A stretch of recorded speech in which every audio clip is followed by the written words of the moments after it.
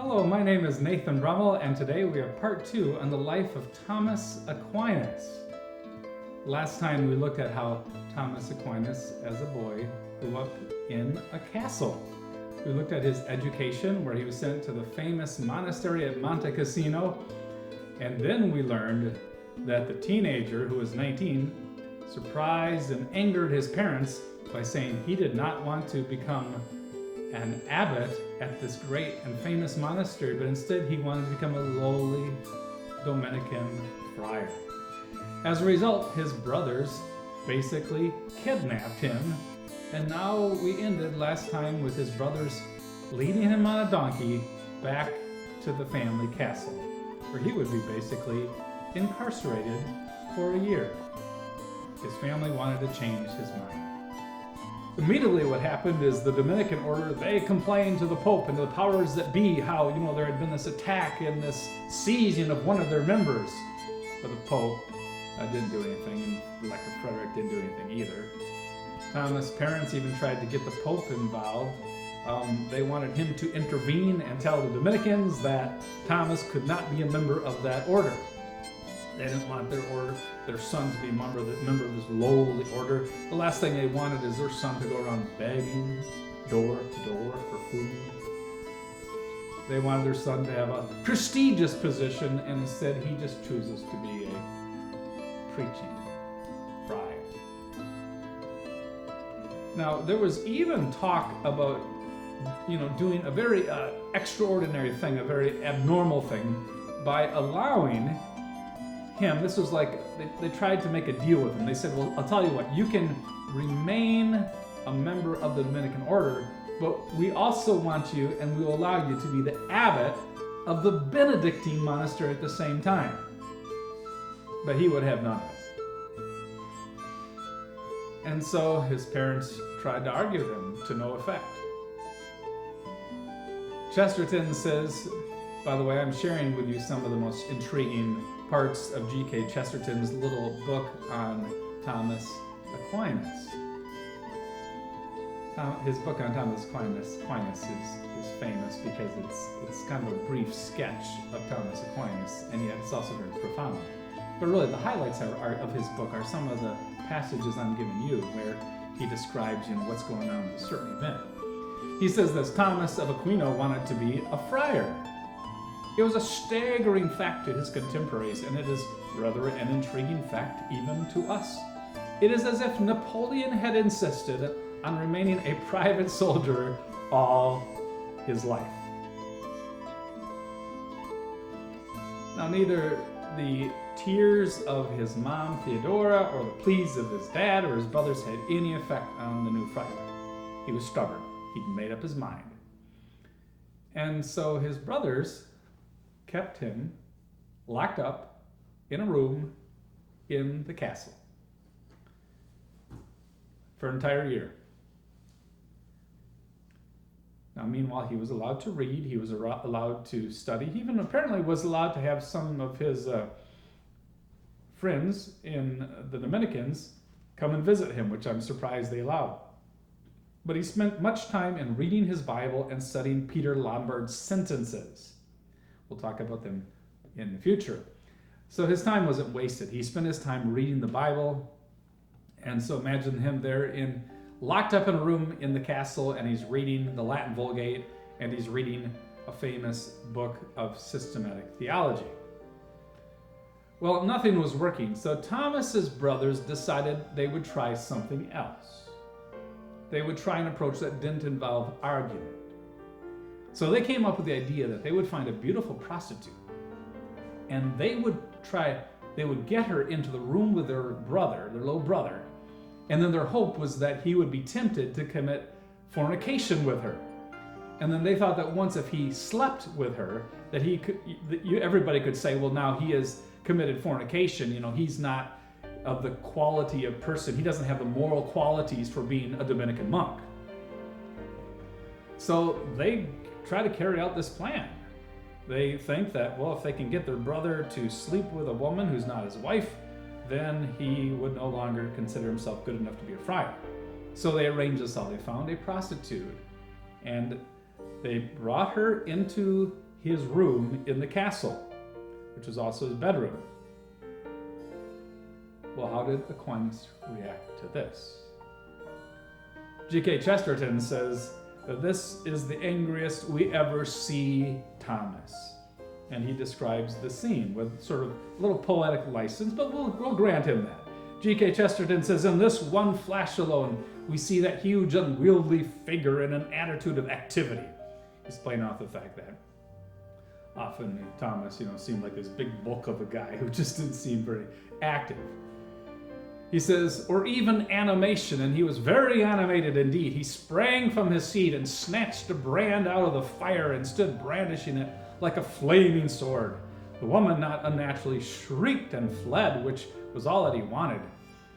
But it is quaint to think of what she must have thought of that madman of monstrous stature, juggling with flames and apparently threatening to burn down the house.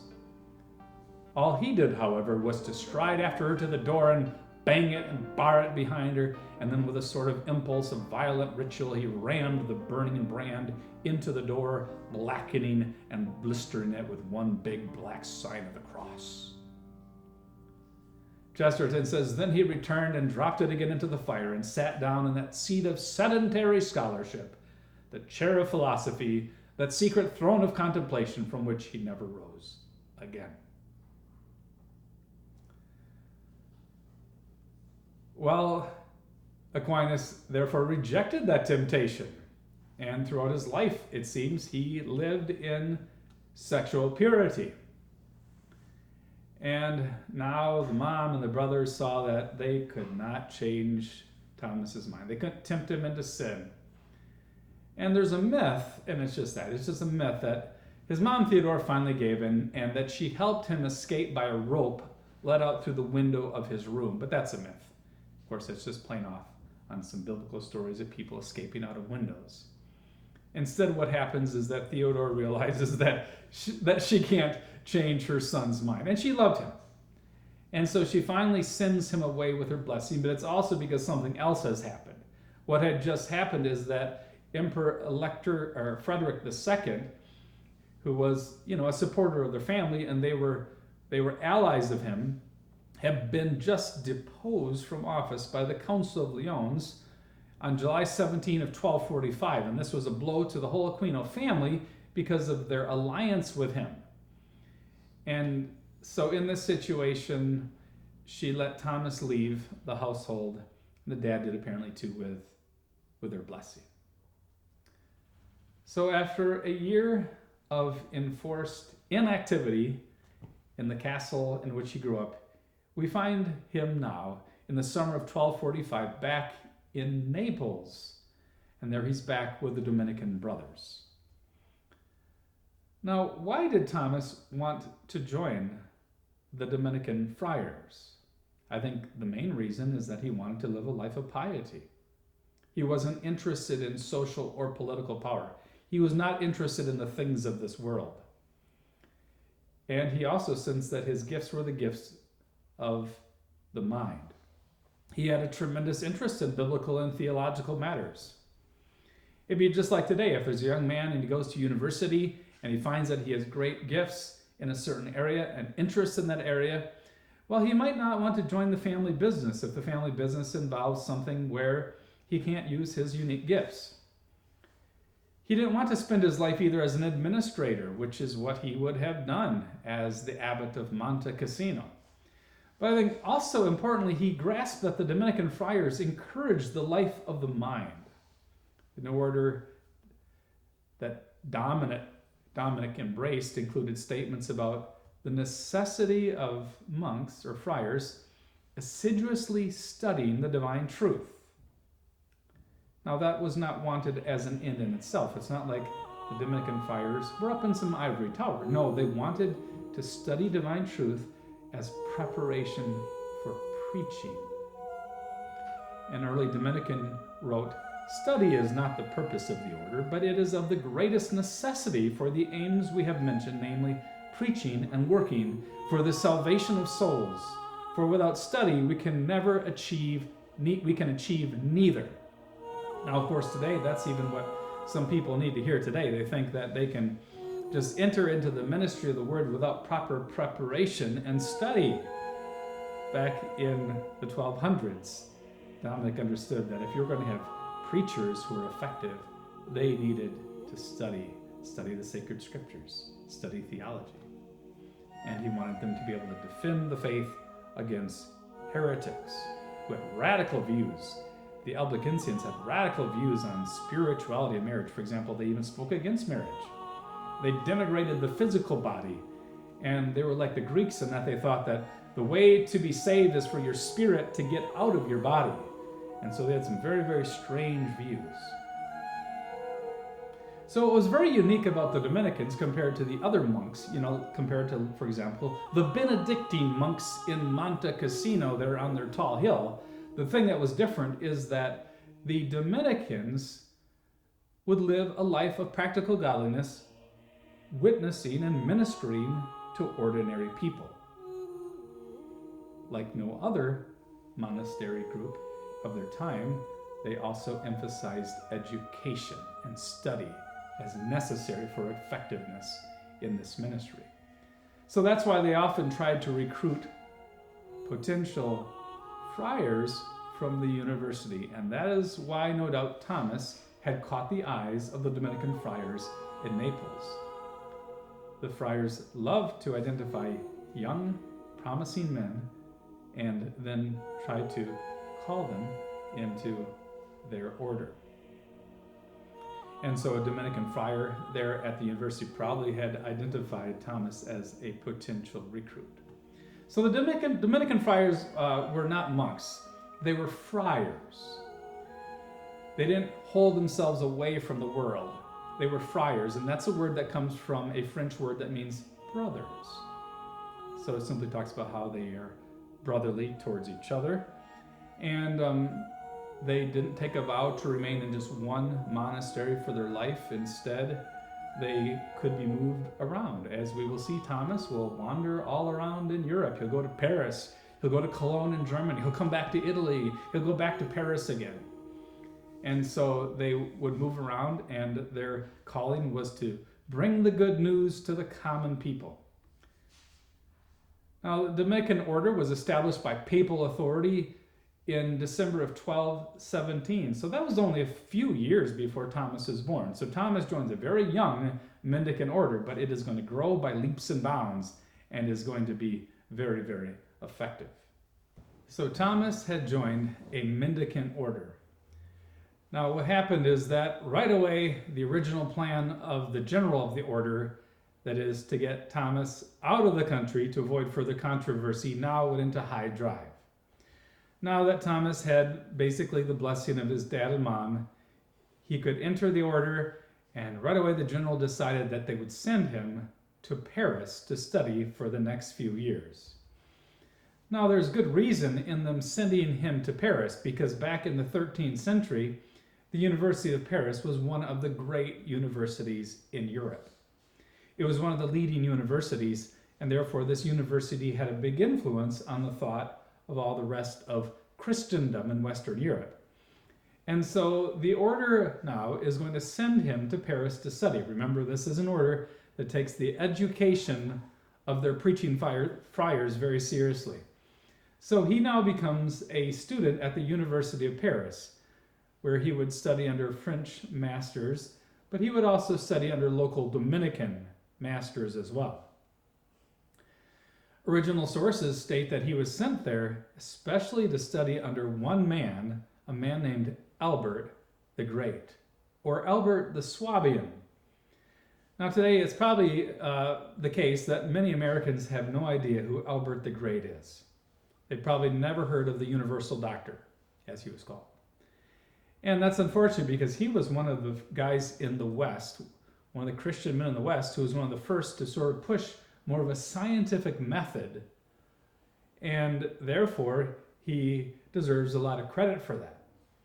Now, except for his pupil Thomas, Albert the Great, who was born in 1206 and died in 1280, would have been the greatest Dominican teacher in the 13th century. Perhaps he would have been the most famous teacher of his century. But his student would far outshine him. Now, who is this Albert the Great? Well, Albert the Great was born in Swabia in Germany, and as a young man, he joined the Dominican order, and he attended university at another famous university in Padua, in Italy. Now, what was striking about Albert is that he had a wide-ranging mind. I mean, his interests were limitless, it appeared. Whatever the issue was, whatever the curriculum, whatever the subject matter, Albert was someone who became a master of it. Now, you can't do that anymore today with all the complexity that has happened in the sciences. But back in those days, you see, it was easier for someone to master a wide variety of sciences or philosophies if he was sort of a Renaissance man. He had an encyclopedic mind, and he would become an expert in, among other things, theology, philosophy, astronomy, physics, botany, and all the natural sciences as they were known in the 13th century. Since he was born in Lauingen in Germany, he was first called Albert the German. He was the first Dominican monk to become a master at the University of Paris. Later, he would be called Albert the Great due to his wide-ranging philosophical, theological, and scientific studies. His number of writings is remarkable. He was also called the Universal Doctor because of the fact that he was so wide-ranging in his thought. Now, what was important about him is that he used the methodologies of Aristotle and scholastic reasoning combined with scientific experimentation. And in the West, we should appreciate the fact that the sciences rose, of course, within the context of Christian thinkers, whether it was Albert the Great now or it would be someone like Isaac Newton in the future. But it was groundbreaking and unique to have this combination, to not only have very careful logical argumentation, but also to engage in observation and experimentation. G.K. Chesterton says Albert the Swabian, rightly called the Great, was the founder of modern science. He did more than any other man to prepare that process, which has turned the alchemist into the chemist and the astrologer into the astronomer. Yeah, Chesterton is right. Albert was a great foe of alchemy, which was a pseudoscience. People thought that they could come up with almost a magical way of turning cheap metals into gold or precious metals. And he was an opponent of that and astrology. Later on, Philip Melanchthon, at the time of the Reformation, could have used a sit-down talk with him because Philip Melanchthon would still buy into astrology. But he was an Aristotelian, and as such, he was interested in what we would call scientific facts. And he was interested in particulars, unique particular things. So along with some contemporary scientists like Roger Bacon, who was a famous English thinker of his time, he was interested in scientific experiment and observation. He didn't think that somehow you should just believe something in the natural sciences because Aristotle or another Greek philosopher had speculated about what something is like and how it must work. He promoted an experimental approach to science instead of simply following philosophical ideas found in some type of classical thinker. Albert was born in around 1206, and later on he became a friar and he taught at a number of Dominican houses in Germany before he was called up to go to Paris. There in Paris, he lectured on the Sentences of Peter Lombard, which was the main textbook that was used to teach theology. So what was novel about him, especially, is that he began to relate Aristotle's thought and his methodology and his ideas to Christian theology. Now, it would be his student, Thomas Aquinas, who would take that and really run with that. But Albert the Great, you see, was part of this resurgence of the study of Aristotle's writings that had recently become available in the West. It was partly through the Crusaders coming back from the Holy Land and from the East and bringing Greek manuscripts with them. But for a while in the West, you see, they hadn't had Aristotle's writings in Latin. Well, now translations of Aristotle's writings were being made. In fact, there were people who were scholars supported by the Roman emperor who were busy trying to translate Aristotle's writings and other Greek writings into Latin. Albert the Great and his famous pupil would lead the effort to pillage the pagan philosopher in order to develop a Christian theology that was more scientific, philosophical, and consistent with reason. Now, this attempt would be terribly controversial in his time because many theologians thought that there was nothing in common between Jerusalem and Athens. What can there be in common between Christian theology and the teaching of pagan philosophers like Plato or Aristotle? Also, the problem was that Aristotle had taught some seriously anti-Christian things. For example, he didn't teach that God was the creator, and he had other ideas that clearly were contrary to Christian thought. So how could you use his thought? Well, Albert the Great would try to put the best reading on many different things in Aristotle. His view of logic, his view of what we would call practical sciences, his ethics. They tried to read him the best possible way that they could. And when they found things that were inconsistent with the Christian faith, their approach was to eat the chicken but to spit out the bones. In other words, they felt that they could take the good from Aristotle while rejecting any pagan ideas that were there. Now, Thomas, he arrives in the city of Paris where he's going to study under Albert the Great, and that occurs for a short period of time. But then what happens is that the Dominican order decides that they want Albert the Great to move to the city of Cologne in Germany to start a new school there, especially for the Dominicans, although other students would be allowed to come as well. Well, when Thomas realized that his master was leaving Paris, of course, he decided that he would want to go with him. And so he followed his master to a new university, and so moved from France to what is now Germany. That school was started in 1248, and so at that time, both master and pupil transferred over to Cologne. Now today, Cologne is famous for the fact that it has a very, very beautiful cathedral, and it's a very beautiful city. Back in those days, though, this marvelous cathedral that you can see today had not yet been built, but yet it still was a beautiful and thriving German city for the day. But first, let's talk a little bit about what it must have been like for Thomas to be a student in Paris. What was it like in those days to be a university student? Well, as a student, he would have taken classes at the university, but also the Dominicans would have wanted him to take some classes with some of their leadership as well. For most students, their day started bright and early. Can you imagine getting up at 4 o'clock or 5 o'clock in the morning, and then you would attend Mass from 5 to 6 o'clock every morning, and then you went to class, and that went until 10 o'clock in the morning, and then you get a small lunch. And for normal students, boy, lunch was a rough deal. Centuries later, even Erasmus would complain about the food that he was fed while he was a student in Paris, and he implied it could basically kill you. Now, as a monk, Thomas would have also had some type of restricted diet. I don't understand how he was such a big guy like he was. He was a heavy guy, so he apparently got enough to eat. But a lot of times, if you were part of a Dominican order or another monastic order, for example, you'd never get to eat meat.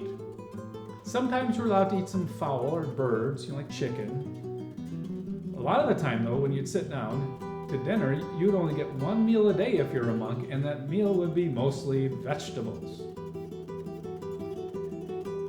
So the student here gets up, and once he has his lunch, he would attend a class again until 5 o'clock at night. So he spent a good number of hours in class. And then you'd have an evening meal if you're a normal student.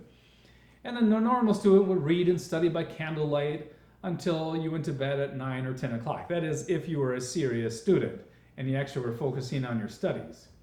Now, as a Dominican, as a member of this movement, of this order, he would have also had to observe the different various hours of the day.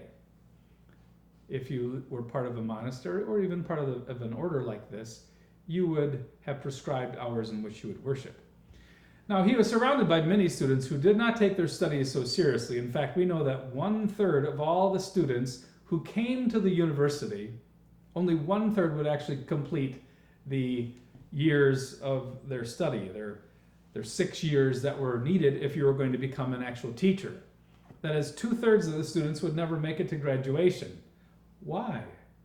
Well, because these kids would be away from dad and mom. They probably had been raised to take studies so terribly serious, and now Paris was filled with taverns. So students were distracted. They might spend their days drinking, gambling. Gambling was very, very popular, or consorting with prostitutes.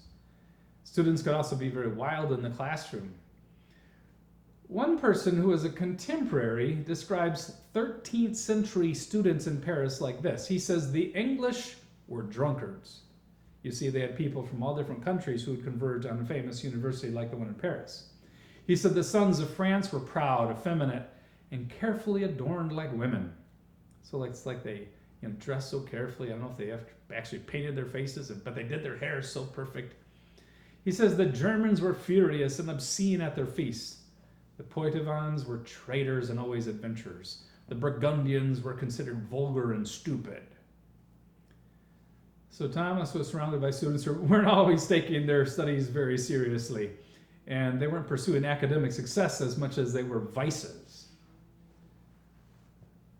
Now, what kind of a student was Thomas? Well, I think we get a sense of that from later on when he was older. A student wrote him a letter and said, "Could you give me some advice about how to succeed in the university?"